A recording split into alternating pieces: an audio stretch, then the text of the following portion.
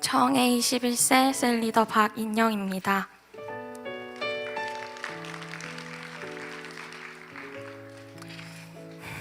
저는 중학생 때 어머니를 따라 우리 교회에 오게 되었습니다. 어메이징 캠프에 참석하여 방언의 인사를 선물로 받고 하나님을 만나게 되었습니다. 하지만 아직 세상이 주는 기쁨이 더 좋았던 저는 형식적인 예배만 드리고 집으로 돌아가기에 바빴습니다. 하나님께서는 이런 저의 모습에도 불구하고 좋은 친구들과 환경을 허락하셔서 수험 생활을 하는데 아무런 지장이 가지 않게 하셨습니다. 대학교까지 무난하게 잘 입학하였고 성인이 되어 캠퍼스 생활을 할 생각에 설레는 마음으로 개강을 기다리고 있었습니다. 하지만 코로나라는 팬데믹이 찾아왔고 약 2년 반 동안 저는 학교에 가지 못하게 되었습니다. 상상했던 캠퍼스 생활은 사라졌고 매일 집에서 온라인으로 수업을 듣게 되었습니다. 사람들과의 만남을 통해서 기쁨을 느꼈던 저는 누굴 만날 수도 없는 상황에 공허한 마음으로 의미 없는 시간을 보내고 있었습니다. 그러던 중 디렉터와 셀리더의 권유로 양육을 받게 되었습니다. 처음에는 모든 것들이 낯설었지만 매주 시간이 지날수록 하나님의 말씀이 들리게 되었고 구원의 확신, 기도응답의 확신, 승리의 확신, 사자의 확신, 인도의 확신을 느끼게 되었습니다.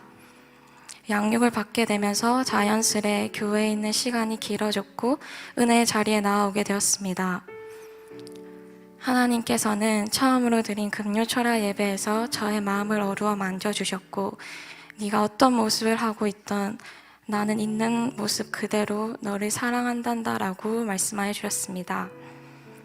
하나님을 지식적으로 아는 것에 그쳤던 저는 하루라도 경건한 삶을 살지 않으면 어떤 일이 일어날 것 같은 두려운 마음이 있었지만 그날 이후로 하나님의 깊은 사랑을 느끼게 되었고 하나님의 나의 아버지라 고백하게 되었습니다. 제자학교와 제자대학까지 마친 후 22살이 되는 해에 하나님께서는 저를 셀리더의 자리로 부르셨습니다. 하나님께서 저에게 맡겨주신 영혼들을 향해 셀리더로서의 모범을 보여야 한다는 생각에 은혜의 자리에 빠짐없이 나아오도록 힘썼습니다. 하지만 저는 하나님의 힘이 아닌 저의 힘을 의지했기에 시간이 갈수록 사모함으로 나아가는 것보다는 의무감이 앞섰습니다. 자리는 빠짐없이 지켰지만 겉모습과는 다르게 제 안의 영혼들은 메말라갔고 감격과 감사 대신 불평과 불만이 가득 찼습니다. 교회에 있는 시간이 많아질수록 이 시간을 자기 개발과 스파익을 쌓는 것에 사용했더라면 좋았을 것이라는 교만한 생각도 들었습니다. 세상적 가치관이 점점 진해질 무렵 하나님께서는 당연하게 생각했던 예배의 자리에서 당연한 것은 없음을 깨닫게 하셨습니다. 억지로라도 십자가를 져야 한다는 설교 말씀을 듣고 의무감과 무거운 마음으로 지켰던 은혜의 자리들이 오히려 저의 영혼을 살게 하는 자리였음을 느끼게 되었습니다. 요한복음 15장 4절 나는 포도나무요 너는 가지라 그가 내 안에 내가 그 안에 거하면 사람이 열매를 많이 맺나니 나를 떠나서는 너희가 아무것도 할 수 없음이라는 말씀처럼 하나님 안에 거할 때 비로소 참 평안을 누리게 됨을 다시금 고백하게 하셨습니다. 또한 사역은 혼자서 열심히 해야 한다고 생각했던 저에게 하나님께서 좋은 동력자들을 붙여주셔서 하나님 안에서 동력하는 것이 무엇인지 느끼게 하셨고 하나님이 주신 비전을 향해 달려가는데 부족함이 없도록 하셨습니다. 그리고 평소 섬김이 부족했던 저에게 하나님께서는 영혼들을 향한 사랑의 마음을 부어주셨습니다. 어느 순간부터 교회에 나오지 않고 연락이 끊겼던 셀가족이 있었는데 하나님께서는 하나님의 사랑을 먼저 받은 자로서 꾸준히 연락해야겠다는 생각을 주셨고 셀가족을 두고 기도하였습니다. 그렇게 2년이라는 세월이 흐르고 몇 주 전 셀가족에게서 연락이 왔습니다. 그 셀가족은 지금 다시 교회에 나와 함께 예배를 드리고 있습니다. 2년 전에는 당장 연락이 오지 않는 것에 낙심할 때도 있었지만 지금 돌아보니 모든 것은 하나님의 계획 속에 이루어지고 있고 저는 씨를 뿌리는 역할만 할 뿐 역사하시는 것은 하나님이라는 것을 알게 하셨습니다.